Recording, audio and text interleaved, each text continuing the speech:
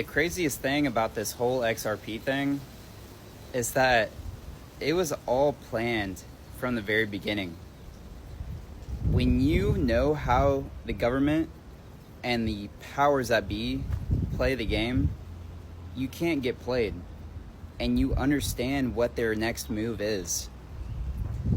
XRP has already been positioned for where the next liquidity crisis is going to hit next. I made a video several months ago, back in November, about the next liquidity crisis hitting Japan. Japan is going to cause the reverse carry trade to happen when inflation hits Japan because of the oil crisis happening in Iran. XRP has been placed in Japan, within the central banks of Japan, for 2 years at this point. Why do we think that is? It was never if, it was always when will XRP be implemented? When will XRP be needed?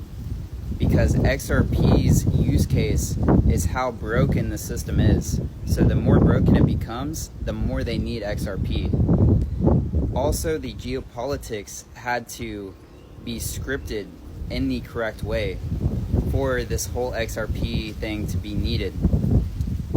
Perfect example in Japan and in Iran for when Iran shuts down the Strait of Hormuz. This is all happening in real time, guys. This is the best time to be an XRP holder. And I just want to say one last thing. I never like to see innocent lives being taken.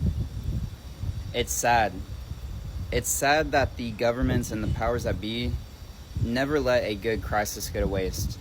They're always going to inflict the most amount of pain in situations like this. This is why we need to take sovereignty and back into our own hands. This is why we need to choose which path we want to take right now. This is why XRP is going to be so valuable in the future, because it will allow so many people to have sovereignty.